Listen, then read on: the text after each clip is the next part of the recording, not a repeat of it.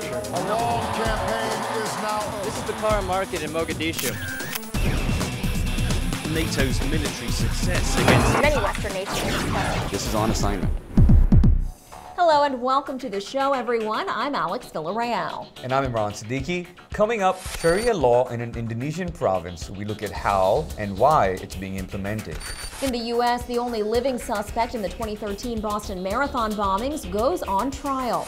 Then the northern white rhino. Can science save this nearly extinct species? And from Los Angeles, it's Minutes with Max Amini, a stand-up comedian's new VOA talk show in Farsi. Stay right where you are. From VOA headquarters in Washington, this is On Assignment.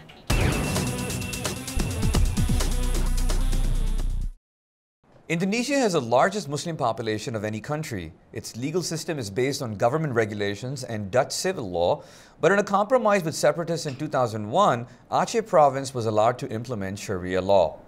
VOA's Steve Herman was in Aceh and got a first-hand look at how the religious code is being enforced. He tells me the regulations and the punishments have been getting stricter. A prosecutor takes a cane to a convicted criminal. The man and 5 other family members received public whippings of 5 to 8 lashes for playing poker for money at a coffee shop. Such floggings have significantly increased recently in Aceh, not only for gambling, but also for drinking alcohol and relationships deemed illicit. Steve, tell us about when people are being flogged. I mean, this was very striking video that you got of the caning taking place. What's going on around that scene? It is a public spectacle, and they welcome the public. They want to have the public see what the penalties are. And actually, the people that are getting flogged had an option of different penalties. They could either serve jail time, pay fines in gold, or submit to flogging. So in these particular cases, people are choosing the whip because I guess it's cheaper and you get it over with relatively quickly, if not painlessly. Now, explain to us how Sharia law got started in Aceh.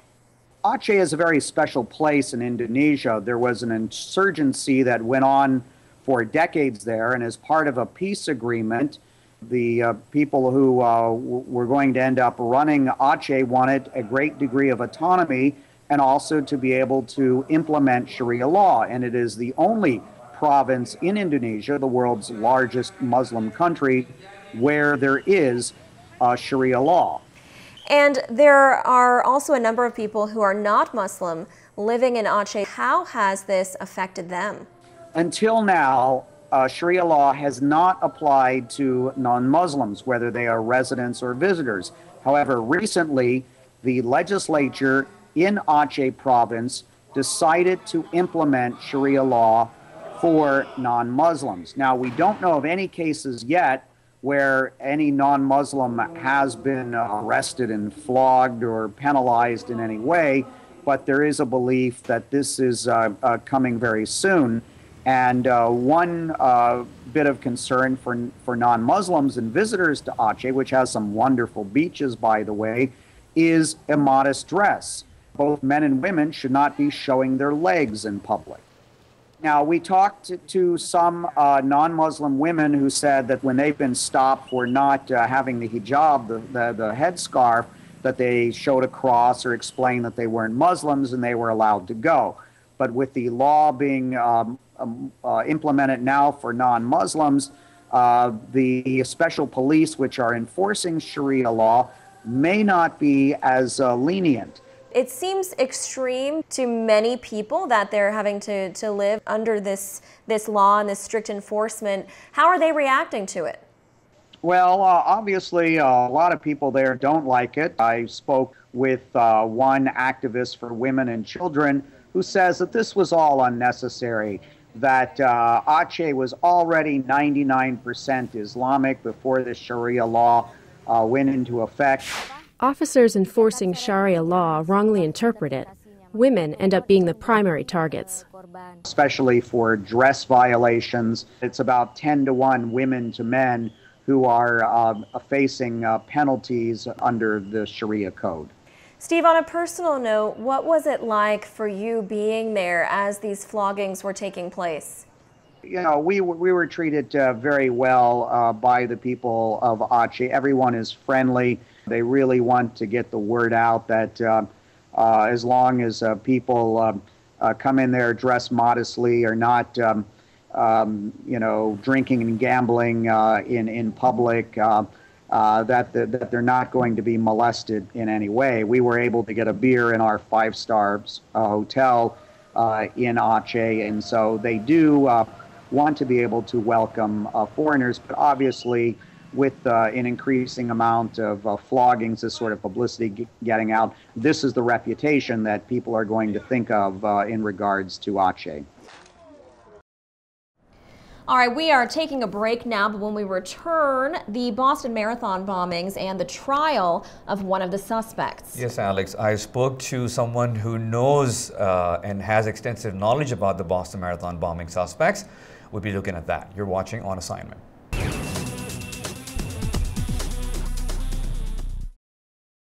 At a U.S. federal court in Boston, Massachusetts, proceedings are underway in the trial of 21-year-old Boston Marathon bombing suspect Dzhokhar Tsarnaev. He faces 30 charges in the killing of 3 people and injuring of 260 others with homemade bombs at the race's crowded finish line in 2013. And joining me right now is VOA service reporter who knows the story pretty well, Fatima Tlisova. Thank you so much for joining me. Thank you. Please give us a recap. What happened on that day? Well, we all know that Boston Marathon is the most beloved sport event in Massachusetts, and it's the oldest marathon in the world. So people gathered at the finish line on Boston Street, and the whole celebration turned into horror after 2 bombs went off during the event, the celebration. Do we have any idea what kind of defense he's going to put up? Because he's going to have a pretty tough trial, Dzhokhar. Well, we do actually. Judging from all the papers, there's a storm of papers that the defense submits to the court every day. And according to those documents, we see that the defense is trying to get the jury to sympathize with Dzhokhar, probably get them, you know, feel some kind of empathy to him, so he's not going to be sentenced to death. Their main arguments are his ethnic background as a Chechen, and Chechnya suffered a long 100 years of oppression, and his family dynamics, and also, of course, the main point would be probably the his brothers Tamerlan's influence on him, his young age, and they also argue that the father, Anzor, was suffering from PTSD, which actually affected the deterioration of the family and the radicalization of the brothers. Has there been any reaction from the Chechen rebels with regards to the trial right now? Well, the Chechen rebels actually did not publicly make any statements regarding this trial. As for the Chechen community who live back in the Caucasus, they believe that this was organized by the combined efforts of the Americans and the Russians, and the brothers were framed. Most of the people there believe that. But if we talk about the Chechens who live in the United States, those who knew Dzhokhar and Tamerlan closely, they are, according to what they told me, they are devastated.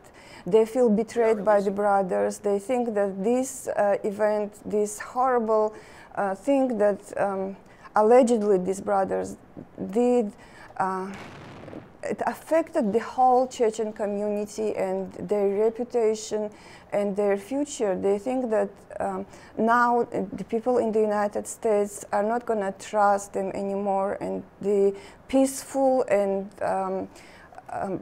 the peaceful life they enjoyed here, the sense of stability they got here, prosperity, it's gone. That's their feeling. That's what they told me. VOA Russian service reporter Fatima Tlisova, thank you so much for joining us. Thank you. It was a pleasure. Thank you. We're taking a break now. Still to come, can science save a rhino on the brink of extinction? You're watching On Assignment.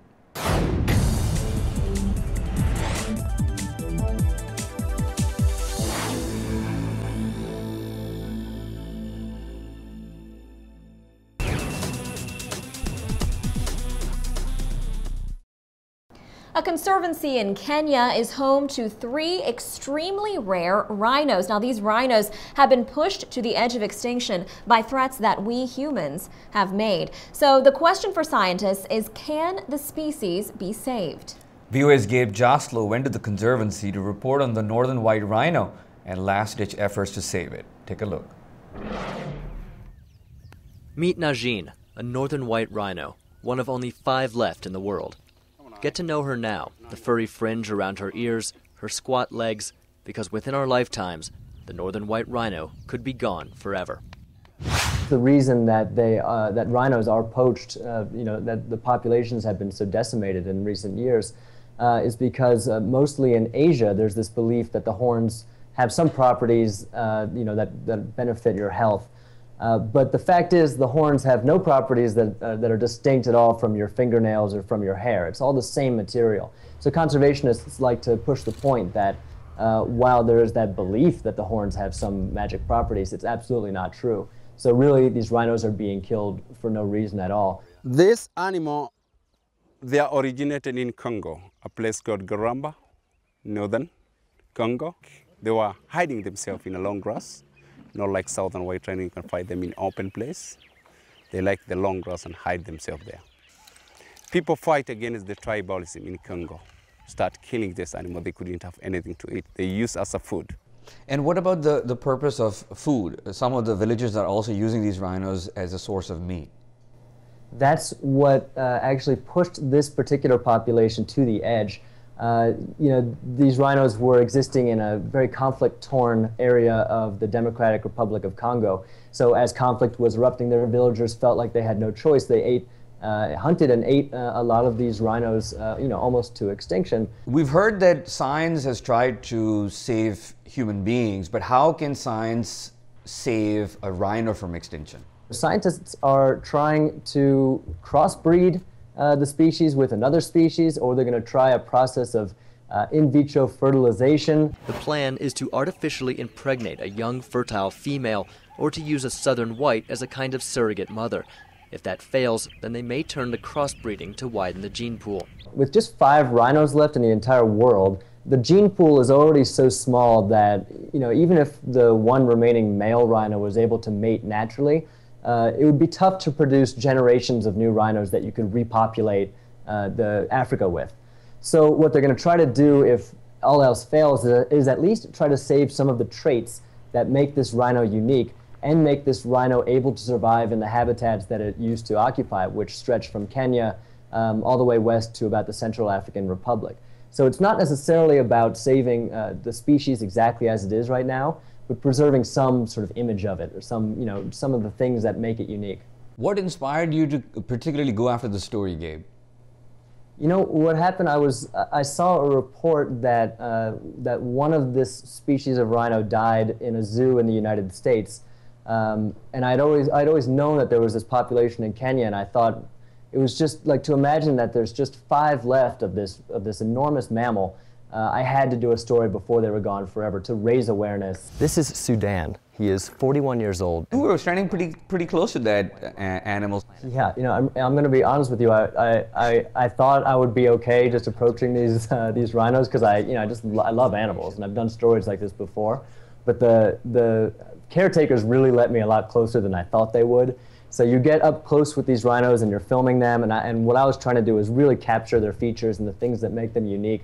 And then one of them would snort or move very suddenly, and at one point start walking towards me. So there were a few times where I felt like I had to get out of the way pretty quickly. But I don't think I was ever actually in danger. The caretakers who knew these animals so well. They've been working with them for many years. Were you able to pat them? Yeah, I could touch them. It's a pretty amazing experience. Just such tough skin that they have.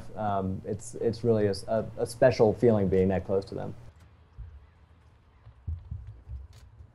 And some people swim with sharks, and Gabe was hanging out with the rhinos. Wasn't that awesome? Amazing. Not something you get to do every day. That is true. Yeah. That was VOA correspondent Gabe Joslo in Nairobi.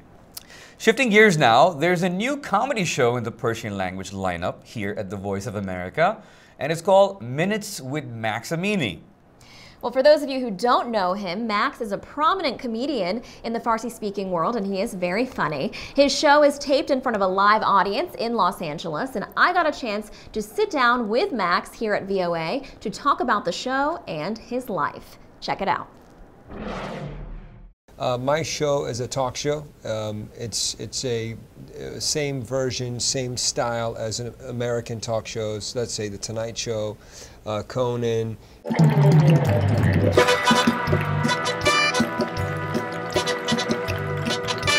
What makes it special is that I have a live audience, a live band, and we just, we do interviews, we talk about funny social topics, and it's a new format that it hasn't been done for the Iranians, and that's what makes it special. And that's what I wanted to ask about. Is this something that's very different for the Iranian people to see? It is, in the sense that you hardly find any shows with live audience, and I think that's a very challenging aspect of a show, because to every week to be able to pull in an audience is difficult. I'm a stand-up comedian, and one thing that is very specific about my work is I do a lot of spontaneous crowd work. So I do a lot of improv, I pick on the audience, I get them involved in the show.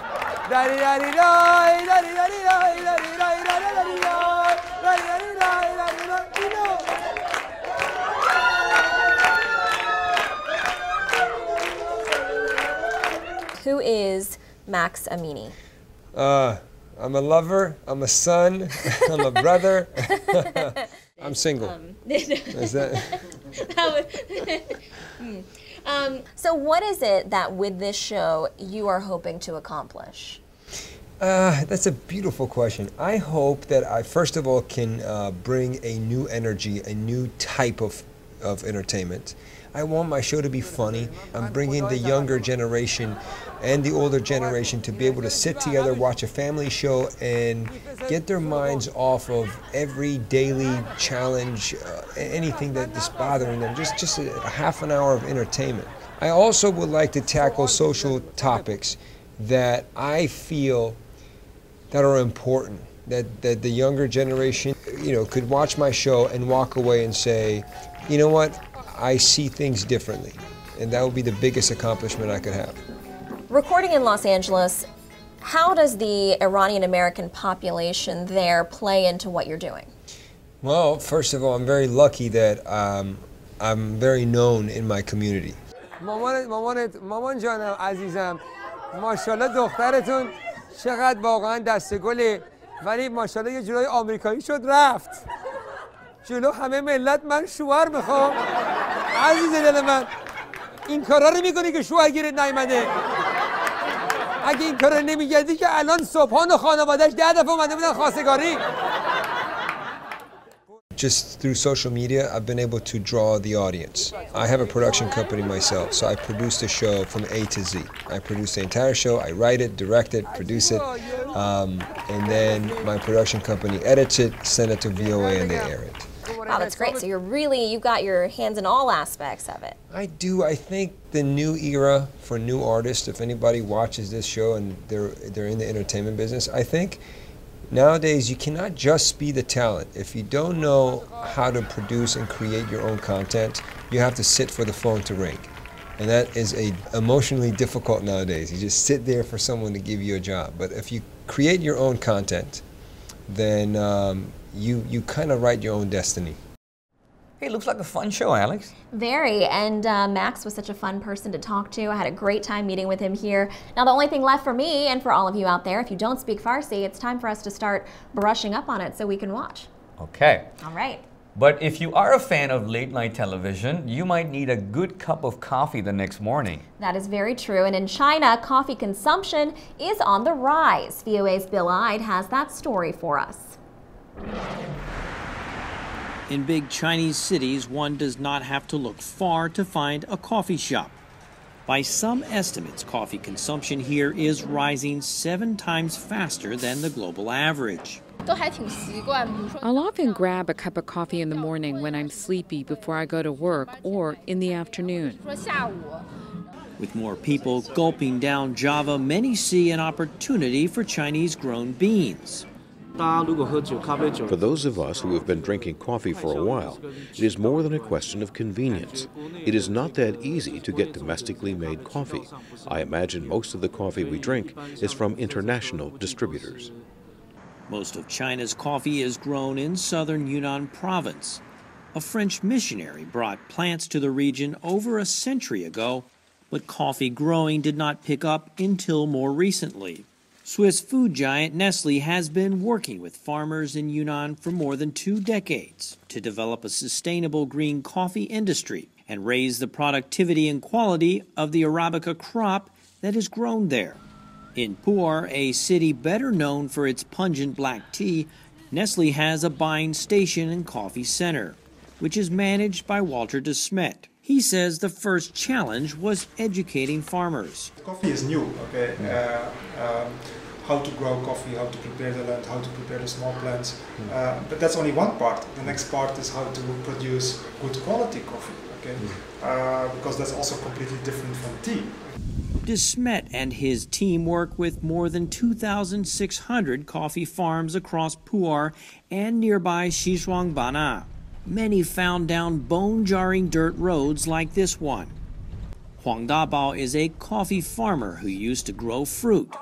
He says the crop is a better alternative and more lucrative, funding the new addition to his home. We used to grow oranges, but that was too unpredictable. When we started, we didn't know much about the crop, but there were some similarities to fruit growing. And unlike fruit, coffee is more reliable. As one of China's poorest provinces, coffee growing has proven to be a profitable choice for some in Yunnan. Unlike other crops, pricing is more transparent and determined by the international market, which farmers monitor closely. And while tea remains a competitor, those with the land and resources are finding ways to diversify and grow both. Bill Ide, VOA News, Yunnan, China. Well, that is unfortunate timing. Now that we have everybody all energized on coffee, or even just the idea of it, I guess I should say, our show is coming to an end. Well, that gives you a chance to go grab a cup of your own, but before you run off, don't forget you can always check us out online at voanews.com and on YouTube and on Facebook. Thanks for watching, everybody. From all of us here in Washington, have a great week.